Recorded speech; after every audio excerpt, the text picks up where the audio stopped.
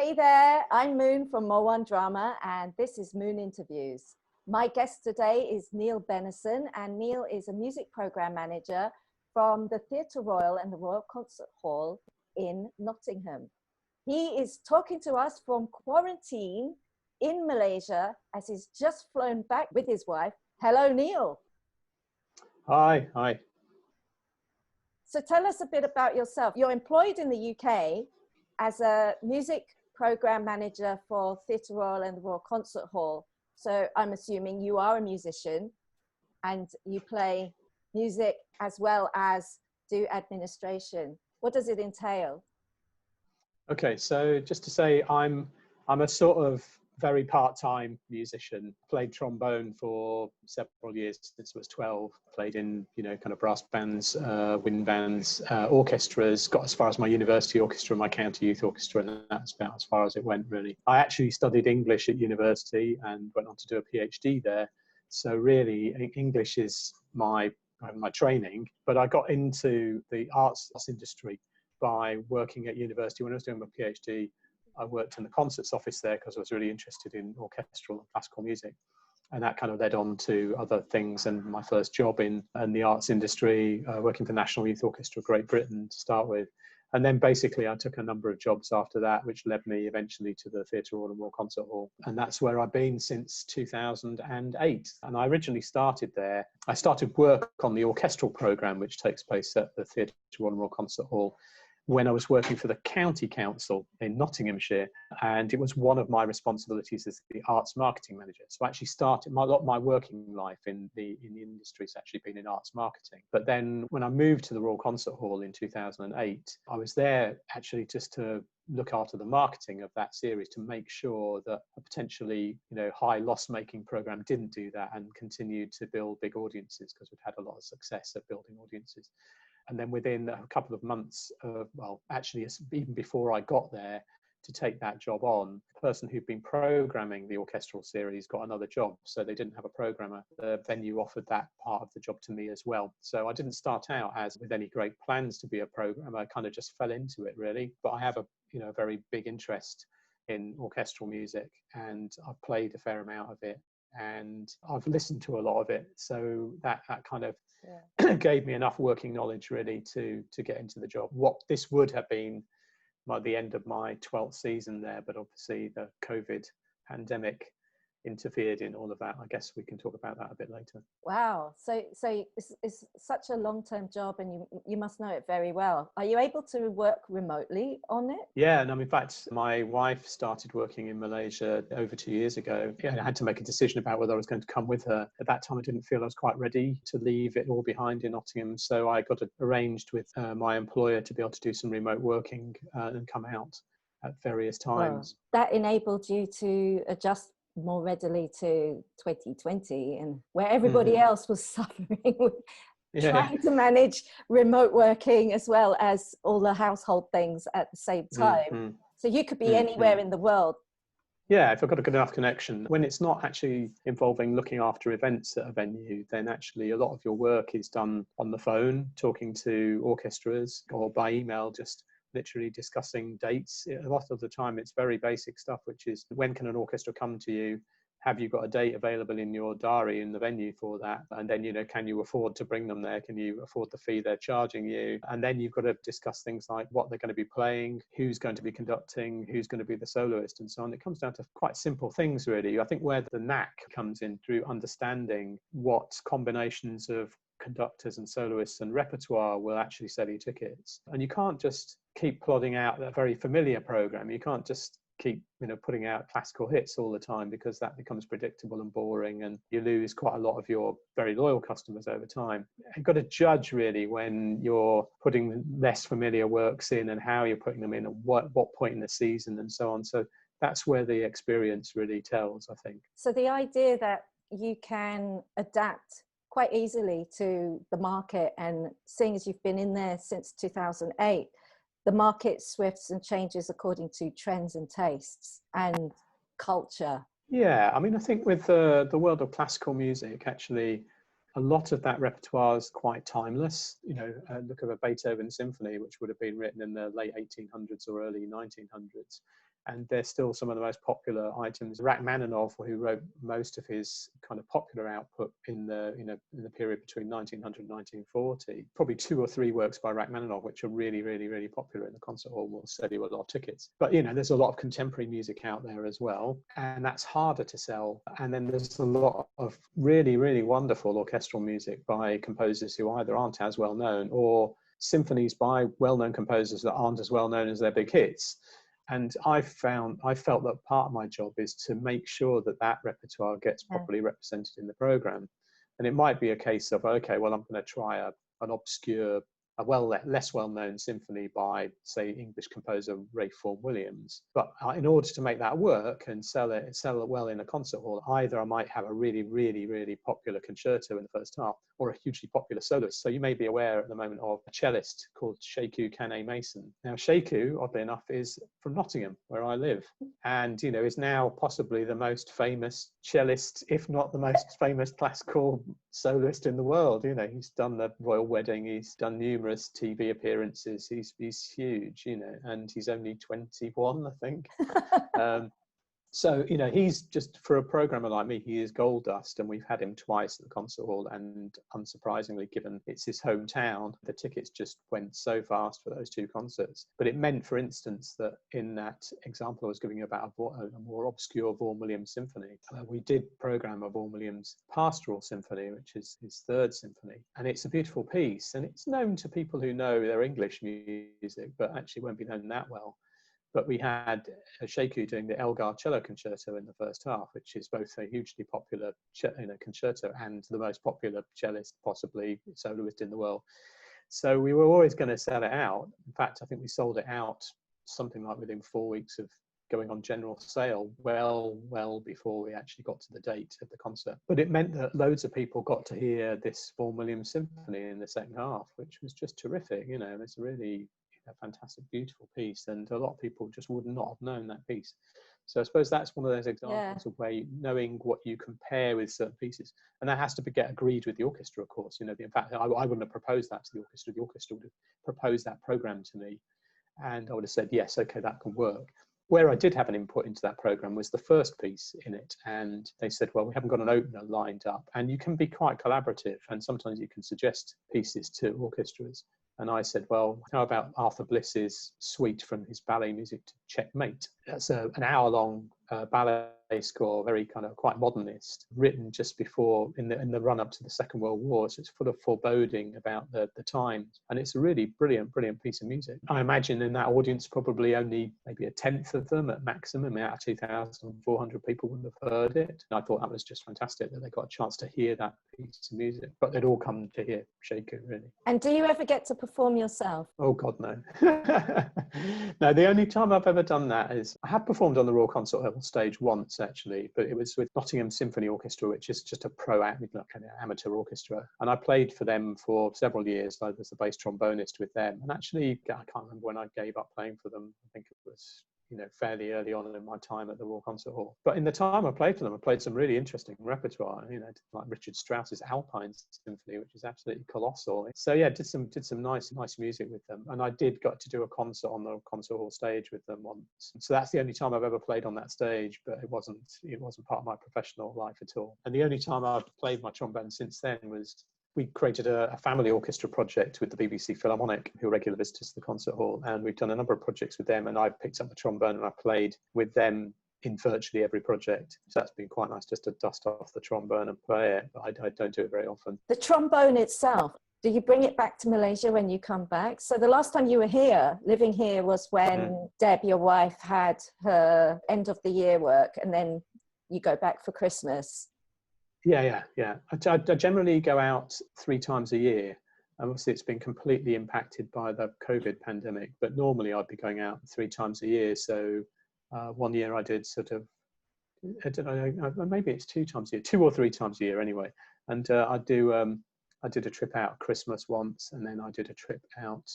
I've done trips out in the summer, which is when you first met me, was the first summer I was out there, which is my longest stay. And I've never taken the trombone with me on any of those trips because it's just an extra item of baggage, and I generally don't play the trombone anymore, which is a bit of a shame, but right. there you go. Sometimes you just have to let these things go. if you were a professional musician and you found yourself in a hotel quarantine situation, it would be a nightmare, wouldn't it? Because the walls are so thin, you wouldn't be able to I guess if you were in that, if you were in that unfortunate situation, I guess you'd have a practice mute with you. You know, the technology is quite impressive now. There is a mute called Silent Brass, I think, which Yamaha make, and it has a pair of headphones, and you stick the mute in the end of your trombone, put the headphones on, and you can play it, and nobody can hear it, but you can hear what you're playing. Oh, that's fantastic! Yeah. So it's possible to play. I mean, I think the biggest, I mean, I suppose what you do raise though is the issue of what happens to all of these orchestral musicians at the time of pandemic. You know, I mean, where the social distancing means that you can't really get an audience into a concert hall. And I don't know how Malaysia Philharmonic's doing at the moment, for instance, because that is it's actually quite a small concert hall. Yeah. So if you were to implement social distancing in there, you probably have an audience of a couple of hundred. In England, the rules are 2 meters apart. So for concert halls, that's meaning just one person every 3 seats. And then you've got to factor in where people are sitting behind people as well, and so on. So it means, for instance, that in a concert hall of our size, which is normally 2,400, our actual capacity is more like 400, which, you know, you do the maths on that, you know, you can't sell enough tickets to be able to make that worthwhile. Orchestras themselves, because many of them are playing wind instruments, the whole issue of what's known as aerosol contamination, where players are breathing out through their instrument and therefore their breath is coming out, potentially infecting other players, means that you've got to put even more distance between some players than others. Normally, string players would actually share a desk, share one music stand. So you'd have first violins, second violins, cellists, etc. They'll all be sharing a stand. Now they're all having to do one stand, and of course they're having to be distanced by at least 1 meter to 2 meters. And then brass players and wind players, actually some of them have to distance even more. Flutes apparently are the biggest problem because they're playing out the sides, so they're infecting people to the side of them. So I've not seen any videoed performance, because that's pretty much what we're getting at the moment. I've not seen any video performance of a full-sized symphony orchestra now in the last 6 months. The BBC Proms has just been on, seen as the world's biggest music festival. The very, very small live series has been televised, a lot of it. And, you know, had this weird spectacle of the Royal Albert Hall, which is a 6,000 seat venue. Yeah. Absolutely empty. The orchestras themselves often being smaller. If this continues into 2021, what would happen to orchestras around the world? Like right now, they can't work, basically, because you can't sell tickets and you can't get the full orchestra on stage. How long can this go on before it just collapses the system? I can't answer that question, I have to say, but it is a very, very serious situation, because where the model of funding in the UK is a lot of orchestras are only part funded by the Arts Council and, you know, therefore by the government. And maybe it's up to something like 30% of their funding comes from state funding, and the rest of it is earned income. So that will be sponsorship, individual giving, etc., and then ticket sales. Ticket sales play a vast amount, a big, really, really big part in the economies of orchestras and concert halls. And of course, if you can't make those, you know, obviously an orchestra could just charge, the model is charging a fee to a concert hall, then you could potentially do it if a concert hall is prepared to pay you, but concert halls can't afford to pay you. That's the problem, because, you know, we can't make enough money at the box office with social distancing in. You know, that's not to say anything about people's trepidation about coming into venues. You know, I mean, it's not just about whether or not physically you can get those number of people in, it's about whether a lot of those audience members, many of whom are elderly, because the demographic of classical concert goers is often quite old, which is interesting. It seems quite different to Malaysia. When I've seen the Malaysia Philharmonic, the audience seems quite a lot younger, which is quite interesting. But in a lot of countries, certainly in the Western world, you know, audiences are quite mature for classical concerts, and therefore, you know, they represent a vulnerable demographic. So yeah, it was a difficult environment before any of this happened, but obviously it's with the pandemic, it is massive, and I couldn't predict, but, you know, these are hugely challenging times for orchestras. And, you know, if we're still socially distancing and locking down, you know, well into next year, that's a massive challenge. I honestly couldn't say what that means for orchestras, but it is a massive challenge. I'm sure a lot of our viewers are wondering how it was traveling from the UK all the way to Malaysia, because here in Malaysia, you've got this quarantine for anybody who enters the country, regardless of their test. And it's done in a hotel, like, you know, you have to pay for it as well. Yeah. Mm-hmm. Before you fly, you've got to make sure you've got a valid test result. We did take a test in the UK before we flew. In the end, we weren't required to present the results of that test, strangely. There's a massive amount of paperwork we had to have to get into the country. And you just made it because... We just made it, yeah, because had we left 2 days later, we wouldn't have been able to get in. So we only just got in, which is interesting. And obviously now we're here. When we got to the airport, we had a lot of processing there. We had a swab test as part of when we got into the country. We now have the results of that swab test when we're in the hotel. So as far as we can see, we're both negative. There will then be another test the day before we leave to just check we're okay and to go. And then on the Thursday, we can leave. But yeah, it's been 2 weeks in this room, which is... I mean, the room is big enough to be able to sort of coexist here. It's not the biggest room. If you had an executive suite, it might be a bit easier. But it's manageable. I would say in the last couple of days, it does get harder. I think the longer you've been here, you can't interact with any of the other people here. So the most you can do is open the door to your room and then take the food that's been put outside the room for you. So that comes 3 times a day, more or less at the same time. And then, if you have particular needs, you can request other things to come to you. If you want to order fast food, you can do so from 10 different suppliers. I think you go to Grab and order it in, but you have to order it from one of 10 outlets. and then it has to be on a particular time. It has to come and be delivered at 7 o'clock. You can't be delivered at any other time. And then you can order some meals from the hotel. So if you wanted to change from what everybody else is getting, you can do that. And what are you getting? What sort of food is it? Is it Malaysian? Is it European? Largely Malaysian. The odd bit of European, but largely Malay or Chinese, and that's fine. The only thing is, after a while, it does become quite familiar. There's a bit of a cycle in it. There's been an awful lot of chicken. I mean, I like chicken, but I've had a lot of chicken. Fresh fruit. Yeah, we get. I mean, oddly enough, I can show you. There you go. That's. Right. There's a big pile of fresh fruit which we've had delivered over the time we're here. We requested some cereal and some yogurt so we could have that with fresh fruit in the morning, just because we didn't want to have rice for breakfast. Or not that I've just had a lot of rice. Yeah. Just had rice. Otherwise, you get rice pretty much every day. Otherwise, noodles once, twice, but mainly rice. And the hotel journey. I mean, from the airport, I've heard that there's like a special coach that takes everyone in quarantine on a quarantine bus. Yes, that's right. So police outriders. That's what I heard. I don't think they didn't. I don't think they had any. As far as I was aware, I didn't notice any outriders. But it was a very interesting bus. It looked like in a previous life it had been a tourism bus, because it had very ornate curtains hanging in it. It seemed to have been co-opted by, I don't know. It said bomber on it, which I think is fire. Fire brigade. I don't know. That's the fire service. Yeah. So it got that on the bus. So I don't know if it been basically co-opted by the fire brigade. So when we got there, everybody's in PPE everywhere you look, and on the plane, which was just surreally empty. We didn't want to take a flight which went via Dubai. Really, we just wanted to minimise the contact. At Heathrow Airport, everything's socially distanced. There are places there are some bars open, there are some shops open, and so on. But everybody's got the masks on and everything. The cabin crew have got the uniforms on, but they're also encased in PPE.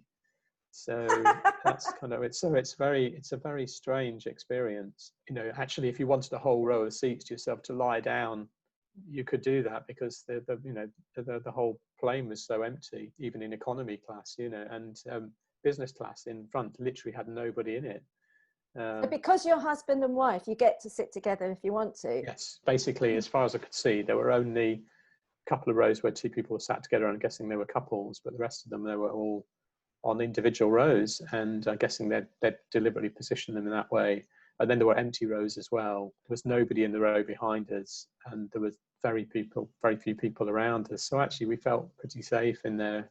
Obviously, if you went to go to the toilet, then you're going into a space which other people have been in. But you just wash your hands religiously. Not touch as many surfaces as you can, and so on. So there's all that kind of stuff. When you get out the other end, we had 2 hours worth of processing I understand that actually that was pretty good going. Some people have been in that process for hours and hours, because we were the first flight in, for one thing, and our flight wasn't particularly busy.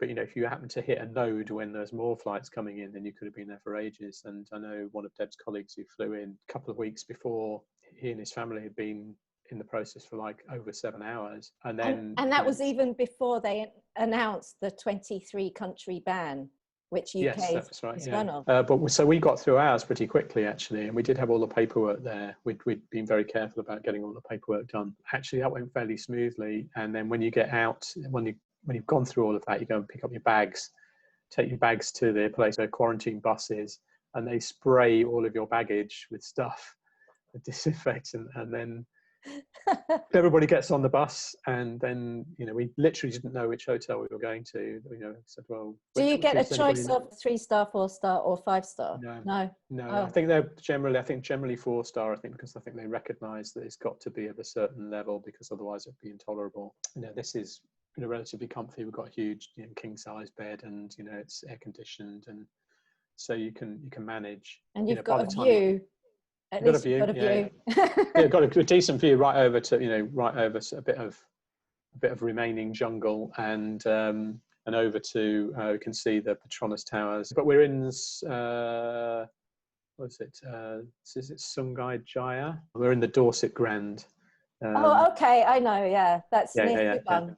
Yeah. Subang Jaya, sorry, not Subang Jaya. Subang Jaya. Okay. Yeah. So that's where we are, and so we can see across to the city. But yeah, I mean, that's it. You know, that's your view every day. And say we've got another 3 nights of this now, which does feel like at least the end is sight. Yeah, well, subject to us getting an all clear on the test. Yeah, because that's how I met you, wasn't it? It was because you'd moved into my neighbourhood, and yes, that's right. A Facebook post up on the community. Yes, it did. Yeah, Facebook page was like, "What's happening in Bangsar?"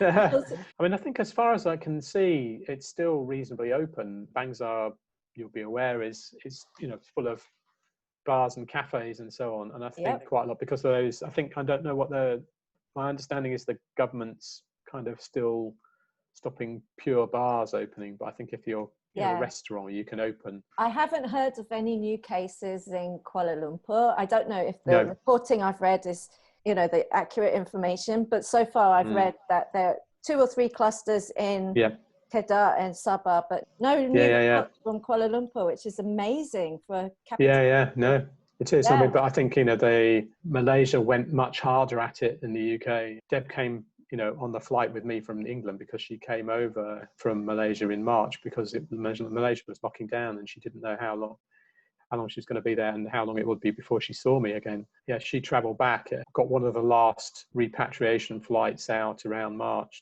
to Nottingham, and then came back, and she had to self-isolate from me in our house in the UK for 14 days before we could then actually, you know, be together properly. So we've had like 6 months in the UK, and we've, you know, what we've tended to do is just go for walks around our neighbourhood, and sometimes go a bit further afield when we've been able to do some walks out in the countryside.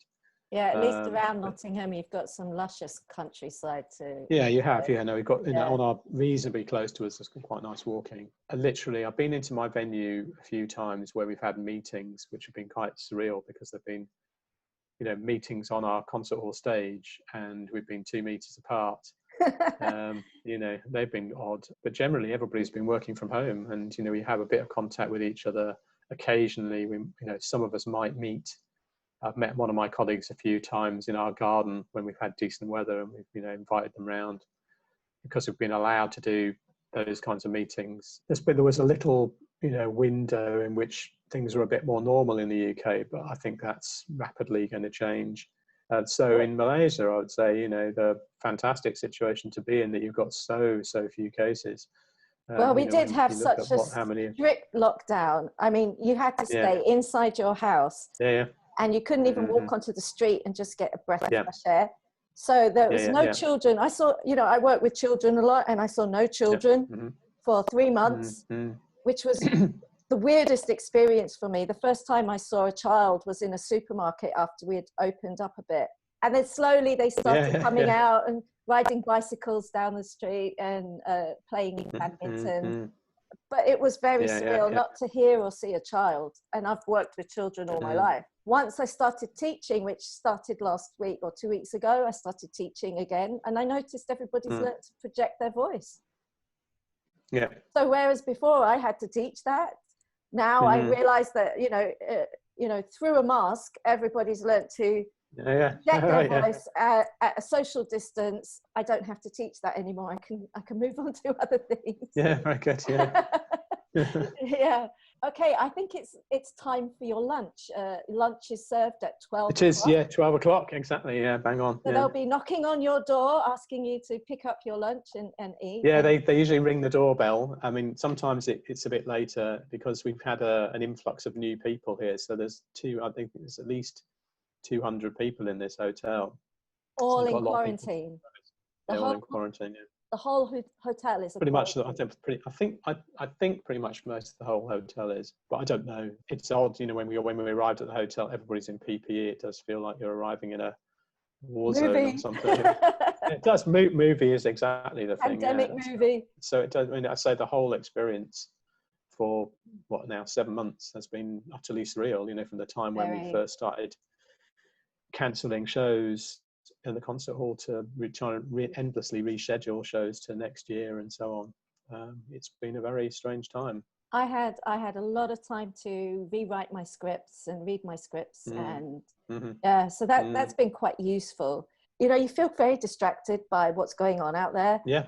So it's not easy to get down and be creative in your your own bubble, because that has to be sort of self-inflicted. It can't be inflicted on you, because what's happening in the outside world kind of takes over a bit. But I did manage. Yeah, sure. I did manage it, so that was quite nice for me. I kind of like to do that, hermit writer lifestyle on and off. Did you get any insights, like personal insights from the whole thing? Because I got quite a few about myself, like how important my space is. Apart from my mum, who we've seen, and Deb, I've not hugged anybody in the arts industry. Yeah, it's very we do a lot of that, isn't it? And actually, just shaking hands with people and so on, just that physical contact with people is just, I suppose for a lot of people, that has just been a massive change. We feel even when we're with people, we feel very distant from them. We feel nervous about being with them. I think the whole business of going to concerts is that, initially it was a great expression of a particular community. And that, that's a wonderful thing. For me, one of the greatest things about the job was, when you got a fantastic orchestra playing brilliantly, all orchestras play brilliantly, but sometimes even more brilliantly, they give a really, really electric performance. And in Nottingham, we have one of the great acoustics in the world. We have one of the best acoustic halls in the world. So orchestras, this is lunch arriving, it makes it easier for orchestras to play better.